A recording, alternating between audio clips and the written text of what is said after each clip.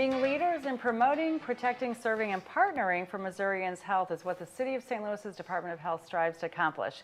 Here to tell us more is Policy Analyst Craig Schmid and Sergeant Carl E. Cunningham. Welcome, both of you. Thank you.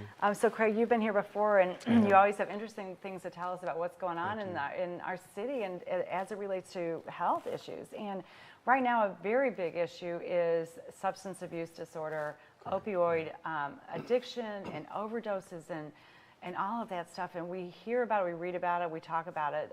It's obviously a big part of your day.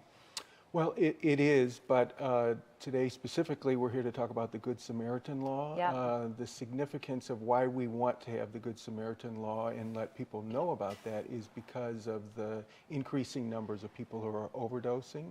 But there are people frequently with them, and sometimes they're afraid that the police will come in and arrest them, or they'll be charged, and that's not the case under the Good Samaritan law. So yeah, and Sergeant Cunningham, so you're out in the streets presumably, or your folks are, and what can you tell us about the reality of the fact that our citizens are perhaps afraid to call 911 when they have a friend or relative, maybe even a stranger, that's suffering from an overdose? Well, yeah, I think the reality is that there is a general fear and lack of knowledge about the law and how it can protect people. I think a lot of people in the city nowadays, or in the region nowadays, don't realize that they have protections such as the Good Samaritan law to protect them. What I'm seeing mostly on the streets when I go out and I interview families after they have dealt with a loved one who has died from an overdose, when I talk to them, a lot of times they'll say two things that they didn't have knowledge of. Resources for the person that was in need of help, and then after the person had died, not knowing exactly who to call or how to get help to them.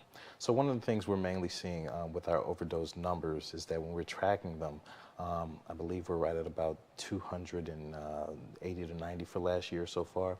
Of that number, anywhere between 20 to 25% of those deaths did not have any kind of police contact. And what we're learning is that people are afraid of being arrested at the time of being on the location when someone has died. So they'll either abandon the body, which is the most unfortunate result that we want, or they'll either call, they may make a call, and then they'll leave the scene before first responders get there out of fear of being arrested.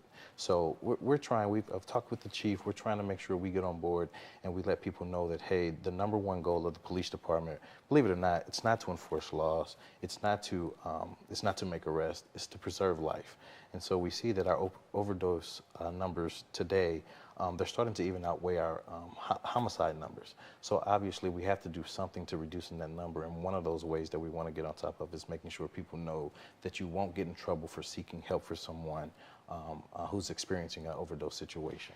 So you won't get in trouble, but what about them? Is that another concern, that if I call for help for my friend, once they get better, is going to be in trouble? The law is encompassing of both the person who calls, the person experiencing the overdose themselves, and any other person who is at the scene who also helps or renders aid in any kind of way. You're all protected by this by this Good Samaritan law. Okay, so, and then maybe this is beyond the law, but what about, let's say, parents or family members? I mean, this abuse of drugs and alcohol is unfortunately reaching even younger people in our community. Right.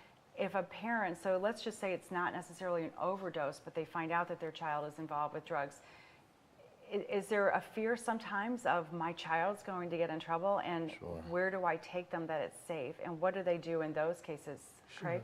So we do try to refer people to various resources that are available, but specifically at the time of an overdose, which is a really critical time when we want people to reach out and to call the police or call the 911, which then causes the police and EMS to arrive on the scene.